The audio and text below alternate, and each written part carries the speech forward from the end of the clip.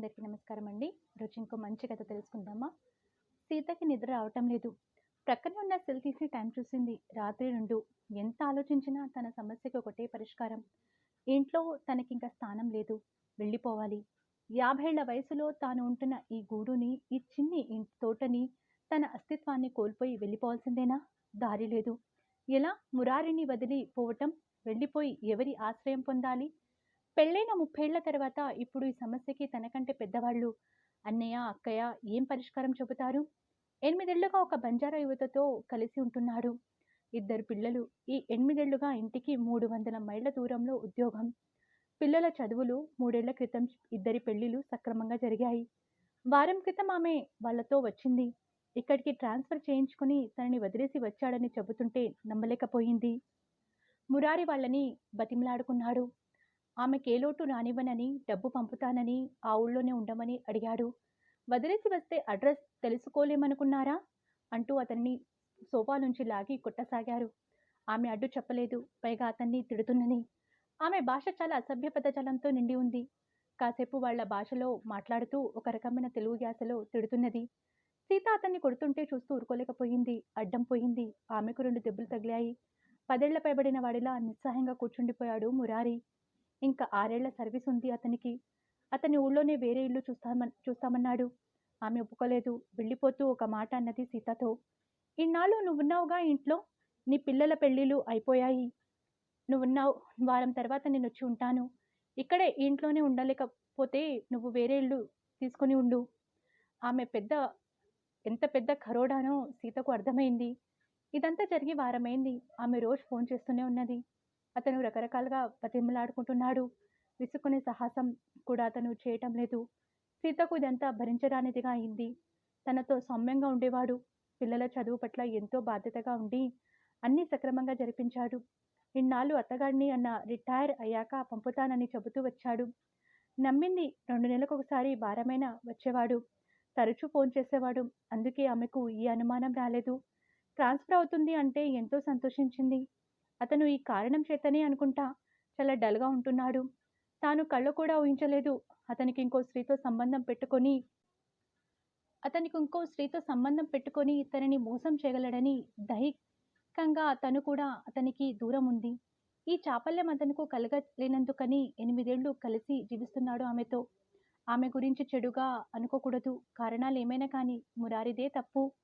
కొడుకు శ్రీకాంత్ హైదరాబాద్‌లోనే ఉన్నాడు. బాగా ఉన్నవాళ్ళ అమ్మాయిని చేసుకున్నాడు. తన దుస్థితి వాడికి చెప్పుకోలేదు. విషయం తెలిస్తే ఎలా ఫీలవుతాడో. కొడుకు దగ్గరికి వెళ్ళి ఉంటే కోడలి తరపు వాళ్ళు చులకన చేస్తారని ఆమెకు తెలుసు. కూతురు సౌమ్య ఆస్ట్రేలియాలో ఉంది. వాళ్ళ ఫ్యామిలీ అంతా ఎన్నో ఏళ్లుగా అక్కడే స్థిరపడ్డారు. చిన్ననాటి స్నేహితురాలు దారి చూపింది. ఇంకా ఇక్కడే ఉండలేదు. ఆమె కాంపౌండ్‌లోనే 2 గదులు వాటలు 3 ఉన్నాయి. ఒకటి తనకు ఏర్పాటు చేసింది. తాను ఎప్పుడో చదివిన 10వ క్లాస్ సర్టిఫికేట్‌తో ఏ ఉద్యోగం ఈ వయసులో వస్తుంది? అందుకే ఏ పనైనా చేస్తానని చెప్పింది. మురారితో బంధం తెంచుకోవటం అంత తేలిక కాదు. ఇంత జరిగినా అంత తేలిగ్గా అతనిని మర్చిపోలేదు తను.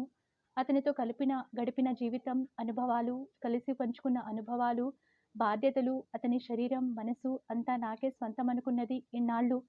కానీ అతనికి తానే అంత కాదని తెలిసినప్పుడు ఇంకా తాను ఈ బంధాన్ని నిలుపుకోలేదు. వెళ్ళిపోక తప్పదు. అతని జీవితం నుంచి, అతని ఇంట్లో నుంచి. ఆమె నిర్ణయం విన్న అతను దుఃఖం ఆపుకోలేకపోయాడు. ఆమె దుఃఖం అతనికేమి తెలుసు? అతను తప్ప తనకింకో జీవితం లేదు. ఒంటరి తాను. ఆమె వస్తుంది. నలుగురిలో కొంతకాలం తలవంపులుగా ఉంటుంది. తర్వాత అంతా మామూలే. అతను ఎక్కడ ఉన్నా డబ్బు పంపుతానన్నాడు. చూడడానికి ఒప్పుకోమని బ్రతిమిలాడుకున్నాడు. ఆమె నిరాసక్తంగా నవ్వి ఆఖరిసారి అతన్ని కౌగిలించుకొని సెలవు తీసుకుంది. బస్ స్టేషన్ నుండి బయటికి వచ్చి రిసీవ్ చేసుకోవడానికి వచ్చిన జానకి కార్లో ఇంటికి వెళ్లారు. ఒక గది, వంటిల్లు, 3 వాటాలకు కలిపి కామన్ వరండా. 30 ఏళ్ల నాది అనుకొని బ్రతికిన సంసారాన్ని, ఇంటిని వదిలి ఈ చిన్న గూడిని కొత్త విరామయ జీవితం గడపాలి అనే భావన మనసుని వేదన భరితం చేసింది. జానకి మంచం, వంటకి కావలసిన సామాన్లు సెట్ చేసింది. 2 రోజుల తర్వాత ఒక శాకాహార కుటుంబంలో వంట పనికి కుదిరింది. ఆ ఇంట్లో 5గురు పెద్దవాళ్ళు, 2 పిల్లలు ఉన్నారు. టిఫిన్ ఉదయం, సాయంత్రం వంట చేయాలి. చేతి కింద పని మనిషి ఉంది. 20,000 జీతం.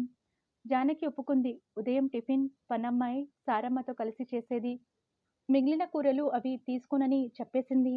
ఆమె వంట వాళ్లకు బాగా నచ్చింది. ఆమె తన వివరాలు చెప్పడానికి అయిష్టత చూపడంతో వాళ్ళు అడగటం మానేశారు. కాలం గడిచిపోతుంది. మురారి ఫోన్ చేస్తూనే ఉన్నాడు. అతనిలోని గిల్ట్ ఫీలింగ్ ఆమెను బాధపెడుతుంది. ఇంటా బయట బంధువులలో పలుచనై పోయాడు.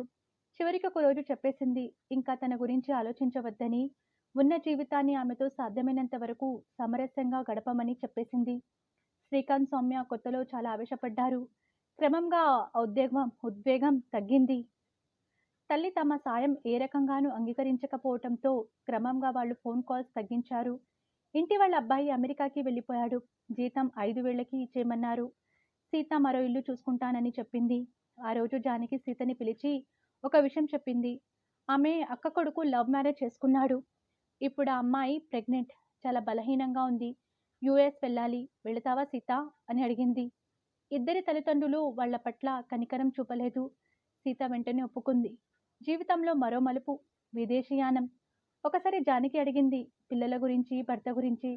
సీత కళ్ళలో నీళ్లు తిరిగాయి. నెమ్మదిగా అన్నది, ఇంత జరిగినా మురారి అంటే కోపం లేదు. అతనంటే చాలా ఇష్టం నాకు. ఆమె విషయం తెలిసాక అతని జీవితం నుంచి తప్పుకోవాలి. ఇంకా ఆ బంధానికి అర్థం లేదు. ఎలా ఉన్నాడో అనిపిస్తుంది. వారితోనైనా చెబితే అతని పట్ల నాకున్న భావాలని ఏవగించుకుంటారని తెలుసు. ఆ రోజు ఆమెని చూశాక అర్థమయ్యింది. ఉబిలో పడిపోయాడని. తప్పు చేశాడు. మిగతా జీవితాన్ని ఆమెతో కలిసి బ్రతికాల్సిందే. నచ్చినా నచ్చకపోయినా. శ్రీకాంత్, సౌమ్య పెళ్లిళ్ళు అయిపోయాయి. నేను వాళ్ళకి బరువు కాదలుచుకోలేదు. భవిష్యత్తు గురించి ఏ ఆలోచన లేదు. ఆ గొంతులో నిర్వేదం జానకిని కలిచివేసింది. సీతకి పాస్పోర్ట్ ఉంది. అమెరికా రావటానికి అన్ని ఏర్పాట్లు వినీత్ చేశాడు. సీతని ఎయిర్పోర్ట్లో రిసీవ్ చేసుకున్నాడు. ఇంటికెళ్ళాక అతని భార్య శ్రీజ వచ్చి నమస్కరించింది. ఆ అమ్మాయి చాలా బలహీనంగా, నీరసంగా ఉంది. పని రాక, పని చేయలేక, తిండి సరిగ్గా అమరక అలా ఉందని అర్థం చేసుకుంది సీత. నోటికి హితవుగా అన్నీ వండిపెట్టింది. పాళ్ళు, పళ్ళరసాలు టైం ప్రకారం ఇచ్చి శ్రీజ కోలుకునేలా చేసింది. రోజు పార్కులోకి వాకింగ్కి వెళ్ళేవాళ్ళు. వినీత్ నిశ్చయంగా ఆఫీస్కి వెళుతున్నాడు. నొప్పులు వస్తున్నప్పుడు తల్లిలా ధైర్యం చెప్పింది. వినీత్ మరో 6 నెలలకి పర్మిషన్ తీసుకున్నాడు. ఏడాది కాలం గిర్రున తిరిగింది. పసివాడితో బంధం పెంచుకోకూడదని అనుకుంది. కానీ వచ్చేసేటప్పుడు వదలలేకపోయింది. వినీత్కి చాలా ఆశ్చర్యం కలిగింది. సీతని చూస్తే ఏ రోజు ఎంత ఇస్తున్నారని అడగలేదు. ఆమెని ఫ్లైట్ లెక్కించి జానకికి ఫోన్ చేశాడు. సీత వస్తుందని. ఆ మాట చెబుతున్నప్పుడు అతని గొంతు నిండిపోయింది. మాకు అమ్మలా సేవ చేసింది పిన్ని. శ్రీజ చాలా ఏడ్చింది. నెలకు $3,000 చొప్పున వేశాను ఆమె అకౌంట్లో. నువ్వు ఆవిడకు చెప్పు జానకి అంది. అవసరం ఉంటే మళ్ళీ వస్తుందిలే ఓదార్పుగా అన్నది. జానకి అనుకున్నది సీత లాంటి స్త్రీలు పునర్నవి లాంటి వాళ్ళు. పొలాల గట్ల మీద, రోడ్ల పక్కన ఉండే పునర్నవి విలువ కొద్దిమందికే తెలుసు. సీతలాంటి వాళ్ళు ఎటువంటి జీవితంలోనైనా కొత్త జీవం తేగలరు. ఆ విలువ తెలియని మురారి లాంటి వాళ్ళు జీవితంలో చాలా కోల్పోతారు. మర్నాడు పునర్నవిని స్వాగతించడానికి ఎయిర్పోర్ట్కి బయలుదేరింది జానకి. మీకు ఈ కథ నచ్చితే లైక్ చేయండి, షేర్ చేయండి. మీ అభిప్రాయాలను కామెంట్ రూపంలో తెలియజేయండి. మరిన్ని మంచి కథల కోసం మన ఛానల్ని సబ్స్క్రైబ్ చేసుకోండి. ధన్యవాదములు.